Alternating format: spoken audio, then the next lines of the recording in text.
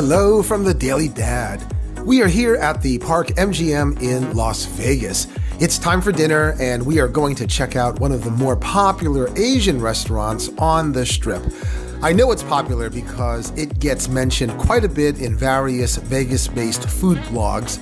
And even though I called to make reservations 2 weeks in advance, the best that I could do, and that was even with my preferred MGM Players Gold card, was to snag a table right at opening time, 4 p.m.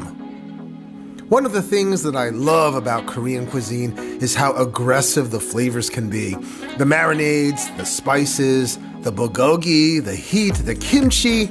Usually, the flavors make a bold statement and are unapologetic about attacking your taste buds. So I'm always excited when I can go out for Korean food. Anyway, we were staying at the Mandalay Bay, so it was an easy tram ride and a short walk over to the Park MGM, where Best Friend is located. And yes, we've heard of many other excellent Korean restaurants in the Chinatown area, but that would have been an added $50 for the round-trip rideshare. So I thought that eating on the Strip would be a break-even proposal. Anyway, with a name like Best Friend, I am hoping for some long-lasting, positive memories. I'm curious and you're curious. Come along for the ride, because on this episode, it's dinner at Best Friend at the Park MGM Las Vegas on The Daily Dad.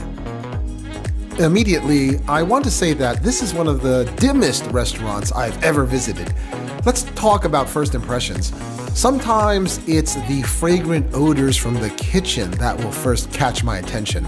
Sometimes it's the decor, sometimes it's the servers' uniforms, but here it's the lack of light. Is that weird? Though dim, it's still a very pretty restaurant given what I could see. The ceiling is adorned with hanging plants. I liked the blue light that illuminated from the underside of the bar, and the thump-thump music being played in the background definitely gave this restaurant an appropriate club-like feel.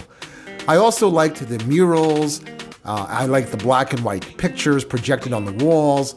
As I always say, I think we're off to a good start when we can take a few minutes to admire the decor before diving into the restaurant's menu.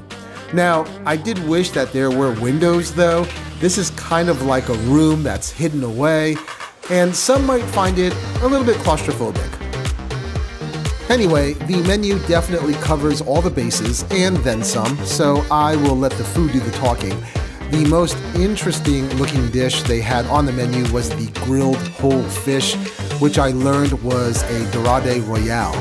Alas, they did not have any on this particular evening, so we instead went with some tried and true favorites.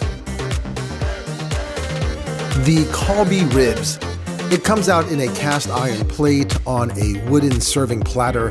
It's filled to the brim with sliced onions, but I can already tell that it's missing a level of sauciness and therefore flavor that you would probably get from other Korean barbecue joints. And after tasting it, I was disappointed. It was definitely missing the wow, the pop, and the yum. And the portion that they give you for the $40 price tag does not make this a decent value at all, Vegas Strip joint or not. You know, Kalbi is not necessarily the tenderest cut of beef, but we enjoy it because of how flavorful it is. For a $40 dish though, Best Friend could have gone the extra distance to crock-pot it, to tenderize it more, to marinate it more. So 2 Andrew Jacksons later, and I'm thinking we are off to a very un-Korean start. Let's talk about the corn, which fared better on our taste meter. I was okay with this dish because it did have more flavor and therefore more personality. And it was a pretty good portion for a side dish, probably a dish you can share with up to 3 diners. My reservation though was that it was a bit heavy on the mayonnaise, and I wouldn't characterize it as Korean food, maybe more of a Mexican-inspired dish. So somewhat ambivalent on this one, but leaning towards I changed my mind. I don't think I've eaten this much mayonnaise in my life, so for me, this is a no thanks, not for me. This next dish, well, I'm also leaning towards a thumbs down. The scallops themselves were prepared well, and they were indeed tender.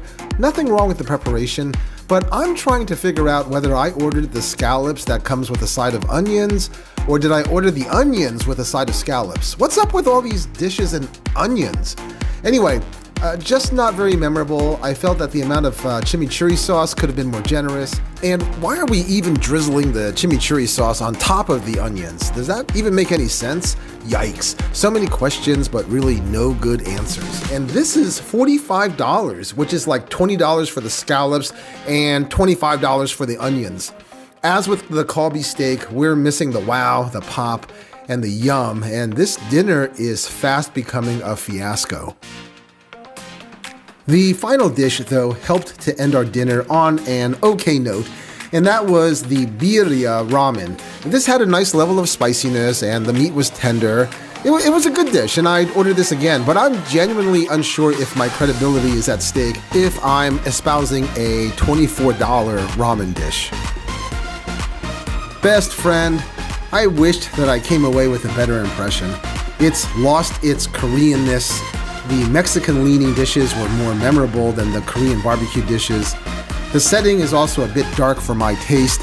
It's already windowless, so something about the design elements needed to brighten the environment, although I did really like the hanging plants, which gave this place a bit of life.